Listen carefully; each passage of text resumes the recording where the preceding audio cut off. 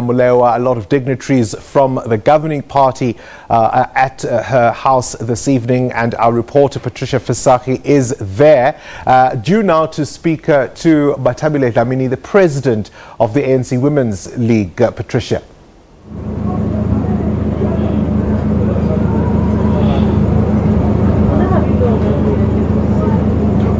Welcome back to the official home of late Minister Edna Molewa, as we continue to pay tribute to her and of course pay respects. We're joined by various prominent leaders who are here to support the family. Right now we're joined by the Minister for Women in the Presidency, and that is Minister Bathabile Dlamini, who's also the president of the ANC Women's League. Thank you so much, Minister, for joining us this evening. A comrade has fallen. Tell us, where is your heart right now? How does your heart feel? When I received the news of the passing on of Comrade Edna, I felt pain deep down in my heart. I felt numb, more particularly because she was very special. You talk about women and intellectual capacity and deep understanding of sophisticated issues, dynamism you would find from Comrade Edna. Someone who did not speak in tongues, and as someone who would not hide her feelings about any subject matter that was or that would be on the table, either in the ANC Women's League or ANC or in cabinet and other committees, but also a very loyal comrade who did not back off during difficult times.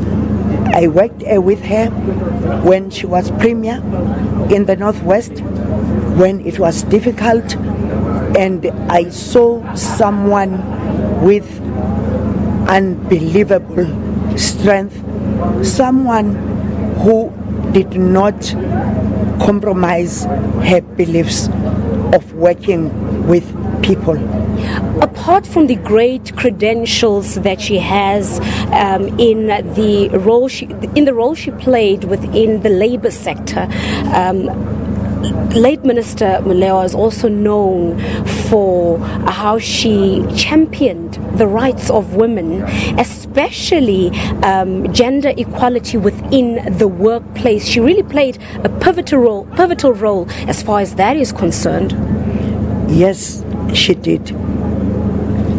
We worked with her when preparing for various conferences of the ANC, and she would be one of those that would assist us in coining our points of gender equality, and also in trying to say to us, women's rights are human rights, and also saying women do have a capacity and they understand their issues. But also what hurts me most is that towards the end of the month, before she left for Kenya, we had an event of women during August month. She had invited women in business and intellectuals that are in her sector. She had a very strong understanding of the issues of environment, but she was also able to link the issues of environment with women, as well as environment and ordinary people. That is why I think she was one of ministers that came up with a very sustainable Operation Pakisa for those that are in her sector. All right, thank you so much Minister Bathabile Dlamini. Let's hear it from Minister Lindiwe Zulu. Today you gathered here under difficult times, but we're also here to celebrate the memory and legacy of not just a minister in cabinet, not just a colleague, but a comrade, one would say. Yes, for me, she was one of the most diligent ever women I could come across. She was one of the most organized women that I came across in the liberation struggle in the African National Congress. She was one of the women that made us realize, me in particular, she made me realize that the African National Congress as our organization is one that needs us at all times. It's one that needs us to make sure that it is an organized formation.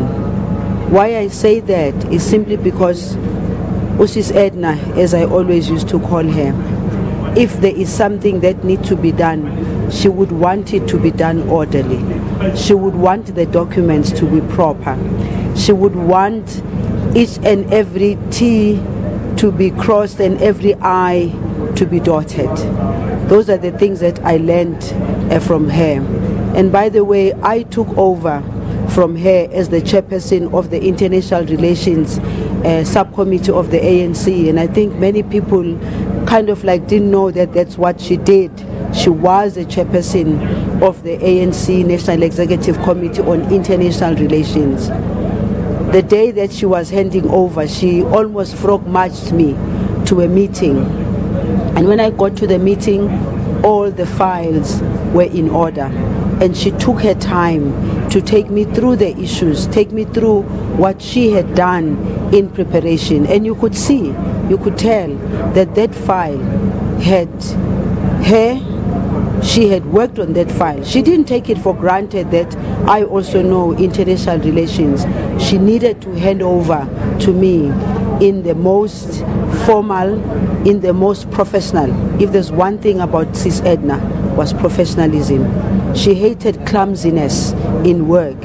But the other exciting thing for me was that she made me want to go back to study again, because she studied and studied and studied, because she believed that you can't say your natural understanding of something is what works. She didn't believe only in natural understanding. She believed that we have to work. And lastly, for women in particular, I think the women of the African National Congress, the ANC Women's League, has lost. But the women of South Africa overall have lost. May I also venture to say the women of the world have lost because Usis Edna was respected internationally. Hence, she was awarded the highest order by France. There is no mean feat for somebody.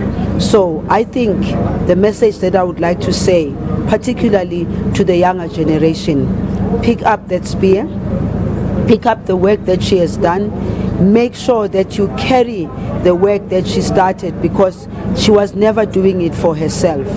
Not long ago, a few weeks ago, I was with her in Limpopo. That was one of the most exciting programs that she launched with the president in Limpopo.